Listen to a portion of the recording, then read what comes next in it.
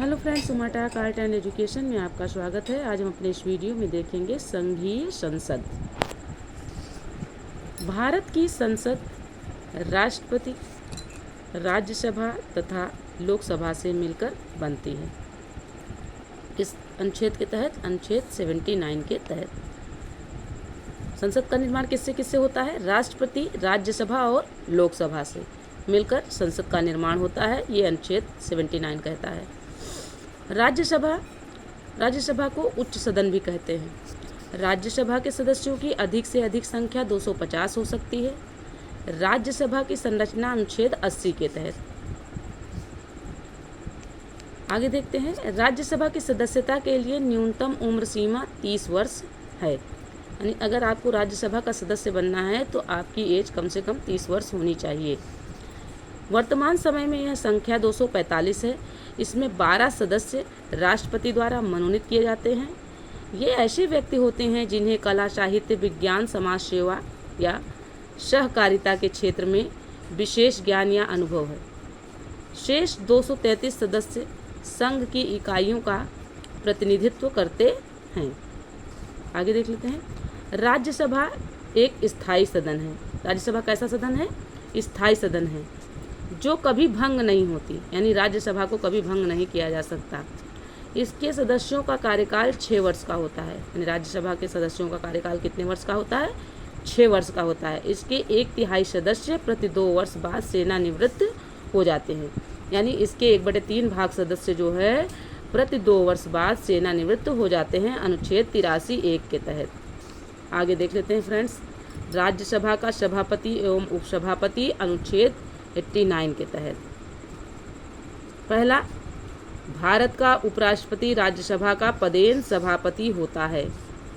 भारत का उपराष्ट्रपति राज्यसभा का पदेन सभापति होता है। आगे देखते हैं। राज्यसभा यथाशीघ्र अपने किसी सदस्य को अपना उपसभापति चुनेगी और जब जब उपसभापति का पद रिक्त होता है तब तब राज्यसभा किसी अन्य सदस्य को अपना उपसभापति चुनेगी। आगे देख लेते हैं। राज्यसभा में सदस्यों की संख्या। राज्य संख्या उत्तर प्रदेश में सदस्यों की संख्या कितनी है? 31 है, यानी 31। महाराष्ट्र में 19। तमिलनाडु में सदस्यों की संख्या 18। बिहार में 16 और पश्चिम बंगाल में राज्यसभा के सदस्यों की संख्या 16। कर्नाटक में 12। आंध्र प्रदेश में राज्यसभा के सदस्यों की संख्या 11। मध्य प्रदेश में राज्यसभा के सदस्यों की संख्या 11। गुजरात में 11। यानी आंध्र प्रदेश, मध्य प्रदेश और गुजरात में 11-11 है राज्यसभा के सदस्यों की संख्या। उड़ीसा में 10 और राजस्थान में 10। यानी उड़ीसा और राजस्थान में 10-10 है। केरल में राज्यसभा के सदस्यों की संख्या 9।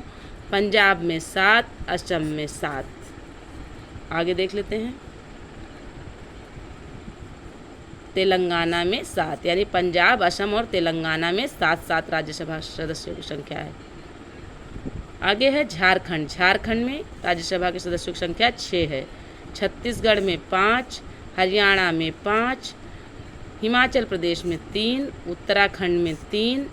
नागालैंड में राज्यसभा के सदस्यों की संख्या 1। मिजोरम में 1। मेघालय में 1। मणिपुर में 1।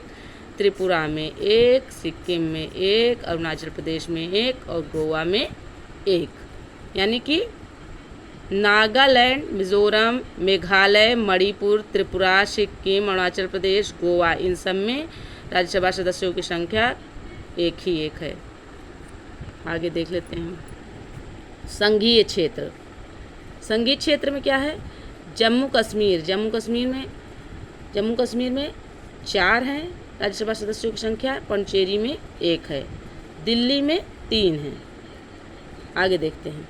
राज्यसभा के प्रथम उपसभापति श्री SV कृष्णमूर्ति राव हैं। उपसभापति का पद रिक्त होना, पद त्याग और पद से हटाया जाना, अनुच्छेद 90। फिर से देख लीजिए एक बार, पूरा क्लियर कम दिख रहा है मोबाइल। हाँ, फिर से देख लेते हैं। उपसभापति का पद रिक्त होना, पद त्याग और पद से हटाया जाना अनुच्छेद 90 के तहत आता है, यानी अनुच्छेद 90 के अनुसार ये सब होता है। आगे देख लेते हैं। उपसभापति यदि राज्यसभा का सदस्य नहीं रहता है तो अपना पद रिक्त कर देगा। सभापति को संबोधित त्यागपत्र द्वारा वह अपना पद त्याग सकेगा। तीसरा, राज्यसभा के तत्कालीन समस्त सदस्यों के बहुमत से पारित संकल्प द्वारा अपने पद से हटाया जा सकेगा, परंतु इस संकल्प को प्रस्तावित करने के आशय की सूचना उसे कम से कम 14 दिन पहले देनी होगी। नोटेड पॉइंट में देख लेते हैं। जब सभापति या उपसभापति को पद से हटाने का संकल्प विचाराधीन हो तो वह पीठासीन नहीं होगा, अनुच्छेद 92 के तहत। आगे देखते हैं। मंत्रिपरिषद राज्यसभा के प्रति उत्तरदायी नहीं होता। मंत्रिपरिषद किसके प्रति उत्तरदायी नहीं होता? राज्यसभा के प्रति उत्तरदायी नहीं होता। यानी क्वेश्चन आएगा मंत्रिपरिषद किसके प्रति उत्तरदायी नहीं होता है? तो राज्यसभा के प्रति। अनुच्छेद 249 के अनुसार यदि राज्यसभा उपस्थित तथा मत देने वाले सदस्यों के 2/3 बहुमत से प्रस्ताव पारित कर यह घोषित करती है कि राज्य सूची में उल्लिखित कोई विषय राष्ट्रीय महत्व का है तो संसद उस विषय पर अस्थायी कानून का निर्माण कर सकती है। ऐसा प्रस्ताव 1 वर्ष से अधिक प्रभावी नहीं रहता है, लेकिन यदि राज्यसभा चाहे तो हर बार इसे 1 वर्ष के लिए बढ़ा सकती है, बढ़ाया जा सकता है। आगे देख लेते हैं फ्रेंड्स। केवल राज्यसभा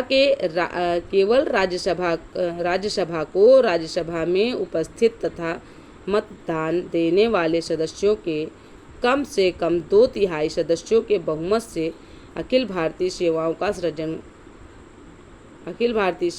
का सृजन का अधिकार है, अनुच्छेद 312 के तहत। आगे देखते हैं। धन विधेयक राज्यसभा में पुनः स्थापित नहीं किया जाएगा, अनुच्छेद 109(1) के तहत। धन विधेयक के संबंध में राज्यसभा को केवल सिफारिशें करने का अधिकार है, जिसे मानने के लिए लोकसभा बाध्य नहीं है। इसके लिए राज्यसभा को 14 दिन का समय मिलता है। 14 दिन का समय मिलता है। यदि इस समय में विधेयक वापस नहीं होता है तो पारित समझा जाता है। राज्यसभा धन विधेयक को न अस्वीकार कर सकती है और न ही उसमें कोई संशोधन कर सकती है। राष्ट्रपति वर्ष में कम से कम 2 बार राज्यसभा का अधिवेशन आहूत करता है।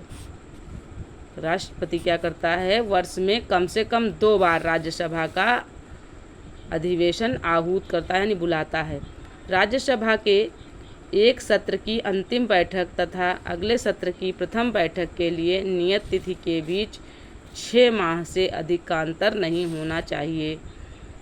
आगे, राज्यसभा का पहली बार गठन 3 अप्रैल 1952 ईस्वी को किया गया था। इसकी पहली बैठक 13 मई 1952 को हुई थी। नोटेड पॉइंट में देख लेते हैं।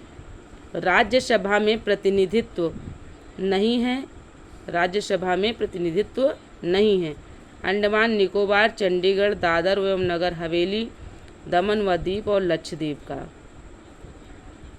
अब फ्रेंड्स आगे देख लेते हैं।